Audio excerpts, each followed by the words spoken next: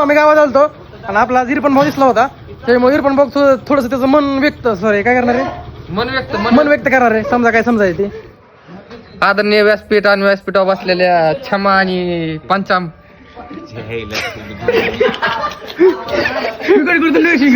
बोलत राहा. तर ह्यांचं म्हणणं असं आहे कोकणात फिरायला जायचं. काय म्हणता तुम्ही कवा मग मला बी भाडं बी द्यायला लागतंय. काय ना जाऊ आपण. भाडं म्हणजे काय स्वतःची गाडी आहे त्याच्यामुळे ते भाडं द्यायचं असा विषय बरोबर. ते म्हणतात दुसरं काय भाडं ते वेगळंच भाडं समजतात. मला पण बोलू मित्रांनो आम्हाला कोकणात फिरायचंय. ह्याची गाडी आहे इको. हे भाडं मागतो मला 4 लाख रुपये. मला सांग गाडीची किंमत सांगा 4 लाख रुपये किंमत दर सांगा. कसं भाडं द्यायचं त्याला गाडीला 7.5 लाखाच्या गेला. मित्रांनो थोडी मिस्टेक झाली. भाड्या गाडीने भाडं मागतोय ही मित्रांनो फायनल भाडं सांगा तुमचं काय. आम्हाला जायचंच नाही दादा. आम्हाला कोकणातच जायचं नाही. आम्ही शेळगाव मध्येच बरं आहे.